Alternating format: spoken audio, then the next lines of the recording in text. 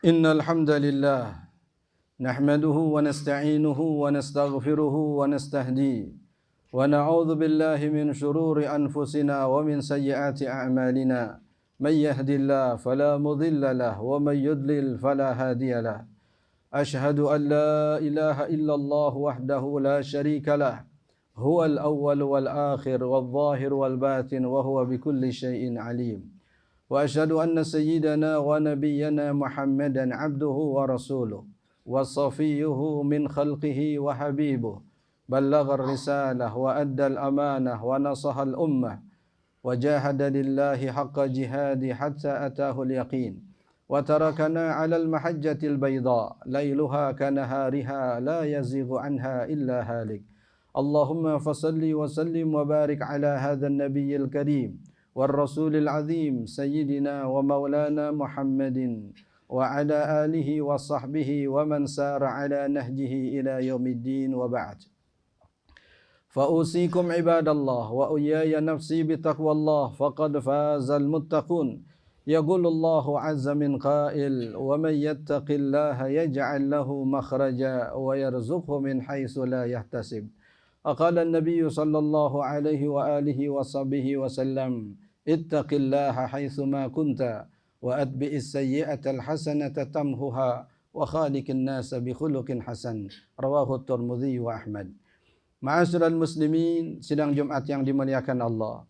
Segala puja dan puji syukur senantiasa kita haturkan kehadirat Allah Subhanahu wa taala atas limpahan nikmat dan karunia yang tiada pernah terhenti dan terputus Allah Subhanahu wa taala senantiasa anugerahkan kepada kita. Dengan harapan dan iringan doa tidak pula terputus catatan amal kebaikan kita naik dan dilaporkan kehadirat Allah Subhanahu wa taala. Ilaihi yas'adul kalimut thayyib wal amalus salih yarfa'uh. Kepada Allah lah naik ucapan-ucapan yang baik dan kepada Allah lah terangkat amal-amal yang saleh. Salawat beriring salam kita haturkan kehadirat junjungan kita Nabi besar Muhammad sallallahu alaihi wa alihi wasallam beserta para sahabat, kerabat serta pengikut beliau sampai hari kiamat kelak. Ma'asyiral muslimin, sidang Jumat yang dimuliakan Allah. Sebagai seorang muslim, sebagai seorang mukmin, kita meyakini bahawa panutan utama kita adalah baginda Nabi sallallahu alaihi wa alihi wasallam. Sosok yang Allah jadikan sebagai suri tauladan, sekaligus juga sosok yang membawa risalah sebagai pedoman kehidupan. Beliaulah yang dengannya kita akan selamat dunia dan akhirat. Di waktu yang sama Allah Subhanahu wa taala bukan sekedar memuji baginda Nabi SAW dengan akhlaknya yang mulia, menjelaskan dan merincikan kelebihan dan keutamaan Rasul SAW. Tapi di waktu yang sama, di dalam beberapa ayat Allah Subhanahu wa taala juga memuji para sahabat-sahabatnya. Merekalah manusia-manusia pilihan yang dipilih oleh Allah Subhanahu wa taala untuk menyertai dan membersamai dakwah baginda Nabi SAW. Bahkan sesudah Rasulullah meninggalkan alam dunia. Merekalah yang menjadi pembawa risalah baginda Nabi SAW hingga sampai ke seluruh pelosok dunia. Dan di tangan merekalah ajaran, syariat dan sunnah baginda Nabi SAW bukan sekedar disampaikan melalui lisan, tapi lebih utama daripada itu dicontohkan dalam bentuk perbuatan. Allah Subhanahu wa taala berfirman, A'udzubillahi minasyaitonir rajim. Muhammadur Rasulullah walladzina ma'ahu asyidda'u 'alal kuffari ruhama'u bainahum. Muhammad adalah utusan Allah. Bersama-sama dengannya orang-orang yang beriman kepada Allah Subhanahu wa taala, mereka yang tegas kepada orang-orang yang kafir dan senantiasa berkasih sayang dengan sesama orang-orang yang beriman. Sebelum Allah Subhanahu wa taala menjelaskan bagaimana ubudiyah dan taat mereka kepada Allah Subhanahu wa taala sehingga bisa terlihat di wajah-wajah mereka dari bekas sujud mereka kepada Allah Subhanahu wa taala, simahum fi wujuhihim min asari sujud. Sebelum Allah Subhanahu wa taala juga menjelaskan bagaimana kekhusyuan mereka di dalam rukuk dan sujudnya, tarahum ruk'an sujjadan yabtaghuna fadlan minallahi wa ridwana. mereka senantiasa ruku, senantiasa sujud, yang mereka harapkan hanyalah ridha Allah Subhanahu wa taala dan karunia yang ada pada sisinya. Kedua sisi dan keistimewaan para sahabat Nabi sallallahu alaihi wasallam ini justru diawali dengan sifat utama mereka, yaitu sosok yang sangat tegas kepada orang-orang yang kafir dan berkasih sayang sesama orang-orang beriman. Ketegasan inilah yang tidak sama sekali menghilangkan akhlak mulia yang ada pada diri mereka. Karena dalam ketegasan Rasul sallallahu alaihi wasallam kepada kebengisan orang-orang kafir Quraisy, tapi di dalamnya juga terdapat akhlak yang mulia. Bahkan tidak sedikit orang-orang kafir yang masuk Islam karena sentuhan akhlak mulia baginda Nabi sallallahu alaihi wasallam. Ada seorang sahabat Nabi sallallahu alaihi wasallam yang menjelaskan kisah keislamannya, Sumamah bin Assal radhiyallahu taala anhu, yang tertawan dalam sebuah peperangan kemudian diikat oleh Rasulullah di tiang masjid. Setiap selesai solat yang 5 waktu, Nabi SAW bertanya kepada Sumamah, "Ya Sumamah, ma wara'ak?" Wahai Sumamah, apakah yang engkau tawarkan kepada kami? Sumamah kemudian menjawab, "Ya Muhammad, in tan'am tan'am ala syakir, wa in taqtul taqtul zadamin." Wahai Muhammad, jika seandainya engkau membunuh aku, engkau membunuh manusia atau makhluk yang bernyawa, yang memiliki keluarga dan pengikut yang akan menuntut balas atas darah yang ditumpahkan olehmu. Tapi seandainya engkau berbuat baik, engkau akan berbuat baik kepada sosok yang mampu dan akan membalas kebaikanmu. Selama 3 hari, Sumamah bin Assal ditawan dan diikat di tiang masjid. Selama itu pula Nabi SAW senantiasa menyampaikan pertanyaan yang sama, dan Sumamah pun juga menjawab dengan jawaban yang sama. Hingga setelah 3 hari lamanya Rasulullah SAW memerintahkan para sahabat untuk melepaskan ikatan Sumamah bin Assal dan membiarkan untuk kembali ke kota Mekah. Saat itulah Sumamah bin Assal bergegas menuju sebuah kebun korma milik seorang Ansar di kota Madinah untuk kemudian mandi, berwudu, lalu kembali menjumpai Rasulullah SAW dan menyatakan keislamannya. Nabi SAW kemudian bertanya, "Kenapa tidak di hari pertama saja engkau menyegerakan keislamanmu, sehingga engkau menyegerakan juga kebebasanmu?" Sumamah mengatakan, "Ya Rasulullah, aku tidak ingin keislamanku lantaran karena tawaran kebebasan darimu. Aku ingin melihat, menyaksikan apa yang dilakukan oleh para sahabat-sahabatmu, sehingga selama 3 hari itulah terjadi proses, terjadi fase perpindahan dari ketidakberimanan kepada Allah Subhanahu wa taala menjadi keimanan yang mantap, dari kebencian kepada Rasulullah SAW dan para sahabatnya kepada kecintaan. Itulah buah dari akhlak mulia yang dicontohkan oleh baginda Nabi sallallahu alaihi wasallam.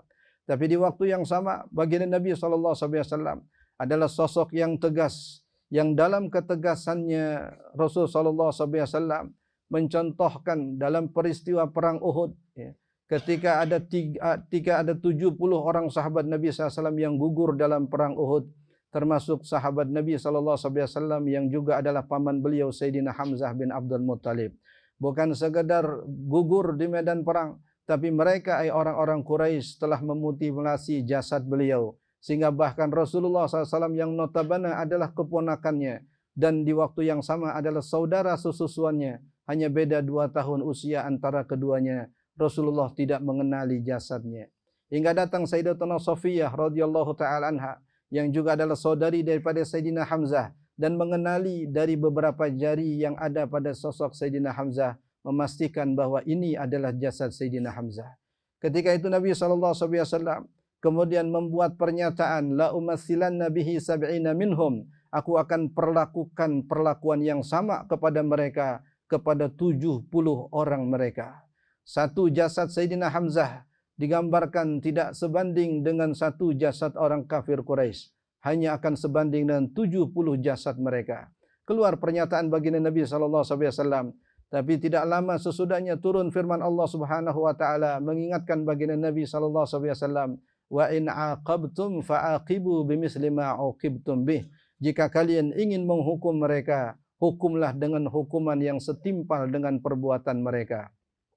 Tapi Allah Subhanahu wa taala juga memberikan alternatif yang kedua, wa in ta'fu, dan seandainya engkau memberi maaf, sungguh memberi maaf itu lebih baik dan lebih mulia. baginda Nabi SAW pun kemudian menarik kembali ucapannya. Ma'asyiral muslimin, sidang Jumat yang dimuliakan Allah.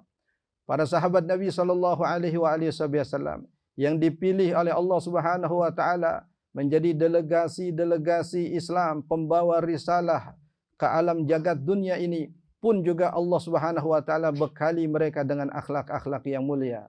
Yang tidak sedikit orang-orang lain pun juga masuk ke dalam agama Islam lantaran akhlak mereka yang begitu mulia. Ma'asyiral muslimin, sidang Jumat yang dimuliakan Allah.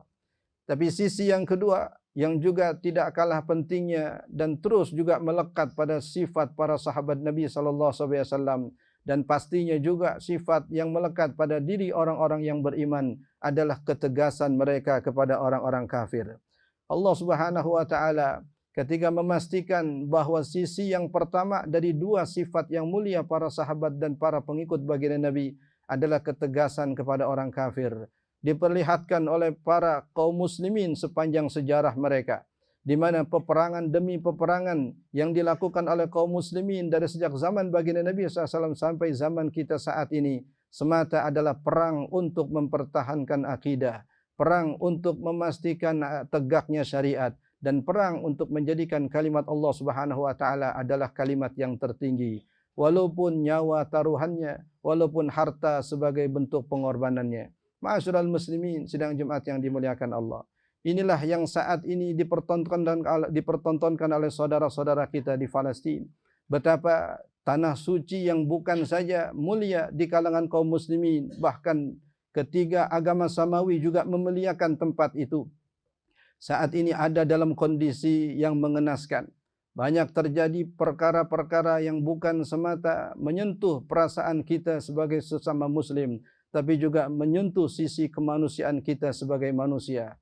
Inilah tempat yang menjadi kiblat pertama kaum muslimin. Inilah tempat yang menjadi tempat bertolaknya baginda Nabi SAW untuk berjumpa dengan Allah dalam perjalanan Isra dan Mi'rajnya. Dan inilah tempat yang ketiga yang dimuliakan oleh Allah Subhanahu wa taala setelah Al-Masjidil Haram dan Al-Masjidil Aqsa. Dan inilah tempat yang diperbolehkan kita untuk menempuh perjalanan yang jauh dalam rangka untuk bisa salat di dalamnya. Nabi SAW bersabda, "La tusaddur rihal illa ila salasati masajid, al-Masjidil Haram wa masjidi hadza wal Masjidil Aqsa." Tidaklah diperkenankan untuk menempuh perjalanan yang jauh yang menyusahkan kecuali menuju tiga masjid. Yang pertama adalah Al-Masjidil Haram, yang kedua adalah Al-Masjidil Nabawi, dan yang ketiga adalah Al-Masjidil Aqsa. Ma'asyiral muslimin, sidang Jumat yang dimuliakan Allah. Apa yang Allah Subhanahu wa taala nyatakan sebagai sifat mulia para sahabat sekaligus juga orang-orang yang beriman, ketegasan kepada orang-orang yang kufur kepada Allah Subhanahu wa taala adalah dalam rangka menjalankan misi dakwah. Di dalam misi dakwah itulah dipastikan ada tegaknya syariat dan kalimatullah Subhanahu wa taala di atas muka bumi ini. Ma'asyiral muslimin, sidang Jumat yang dimuliakan Allah. Apa yang terjadi dengan kaum muslimin saat ini pun juga pernah terjadi di zaman baginda Nabi SAW. Ada sekelompok Yahudi Bani Nadir, ada sekelompok Yahudi Khaybar, ada sekelompok Yahudi Bani Qainuqa, ada juga kelompok Yahudi Bani Quraidah. Ketiga kelompok Yahudi ini diperlakukan oleh baginda Nabi SAW dengan baik. Bahkan Nabi SAW juga berkenan untuk melakukan perjanjian damai dengan mereka. Hingga kemudian merekalah yang pertama kali membatalkan dan melanggar perjanjian yang dibuat oleh baginda Nabi SAW. Sehingga ketika gangguan demi gangguan, pengkhianatan demi pengkhianatan sudah tidak bisa lagi ditolerir, akhirnya Rasul SAW pun mengusir mereka dari kota Madinah. Ma'asyiral muslimin, sidang Jumat yang dimuliakan Allah.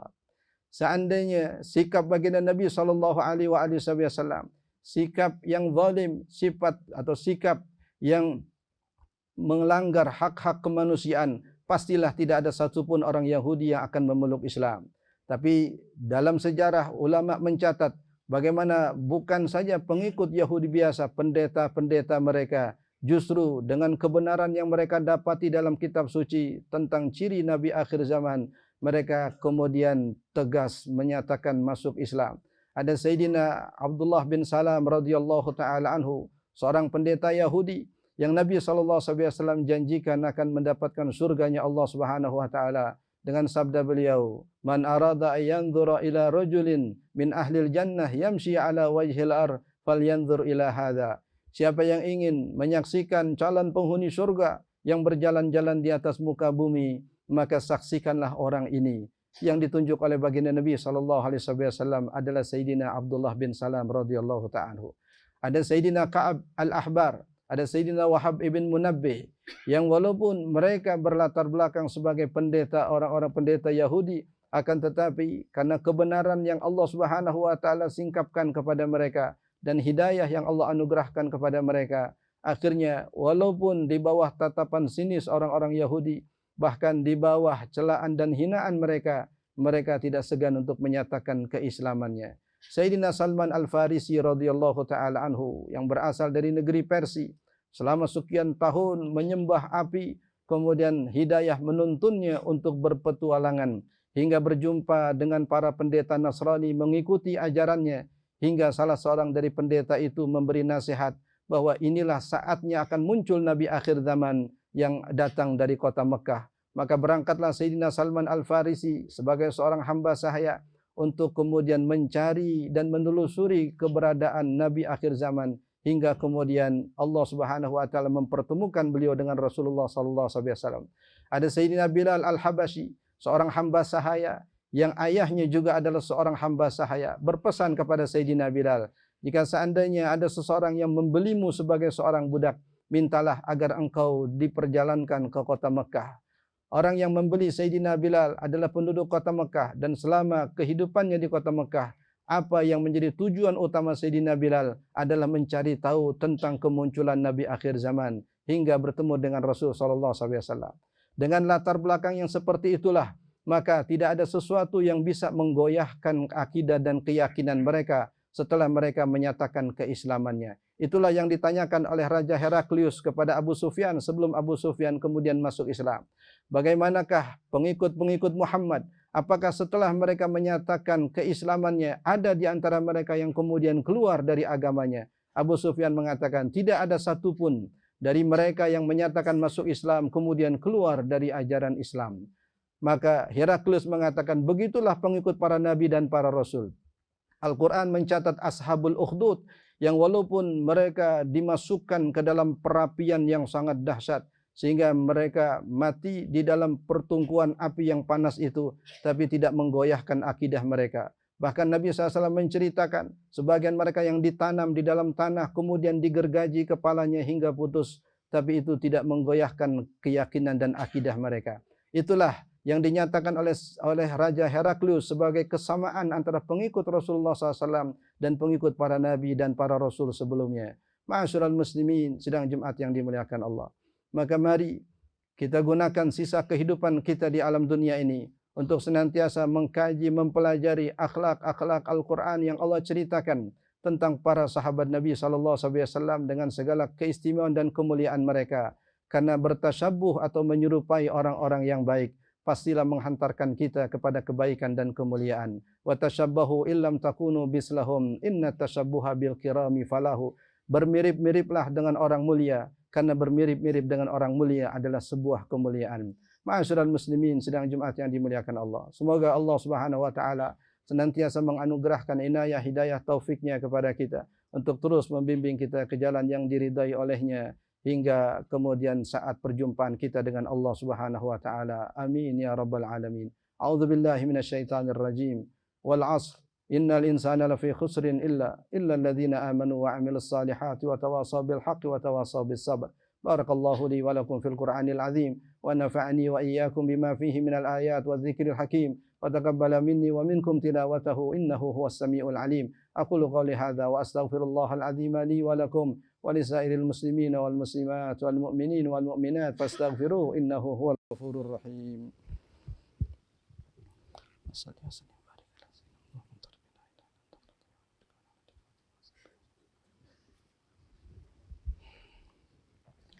الحمد لله الذي أمرنا بالتقوى وأشهد أن لا إله إلا الله وحده لا شريك له الذي نهانا عن اتباع الهوى وأشهد أن سيدنا ونبينا محمدا عبده ورسوله الذي لا ينطق عن الهوى إن هو إلا وحي يوحى وعلى آله وأصحابه الذين نصروا الهدى على التقوى أما بعد فأوصيكم عباد الله وإياي نفسي بتقوى الله فقد فاز المتقون يقول الله عز من قائل يا أيها الذين آمنوا اتقوا الله حق تقاته ولا تموتن إلا وأنتم مسلمون وقال تعالى إن الله وملائكته يصلون على النبي يا أيها الذين آمنوا صلوا عليه وسلموا تسليما اللهم صل وسلم وبارك على سيدنا محمد وعلى آل سيدنا محمد كما صليت وسلمت وباركت على سيدنا إبراهيم وعلى آل سيدنا إبراهيم في العالمين إنك حميد مجيد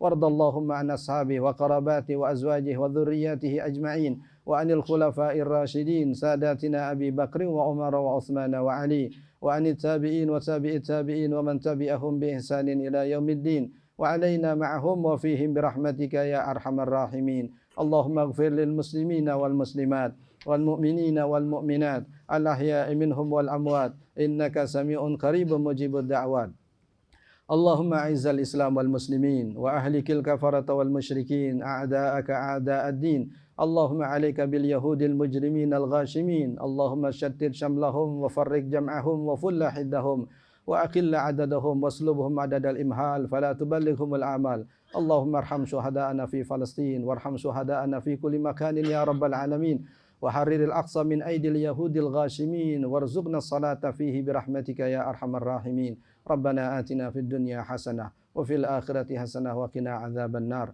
عباد الله إن الله يأمر بالعدل والإحسان وإيتاء ذي القربى وينهى عن الفحشاء والمنكر والبغي يعظكم لعلكم تذكرون فاذكروا الله العظيم يذكركم واشكروه على نعمه يزدكم واسألوه من فضله يؤتكم ولذكر الله أكبر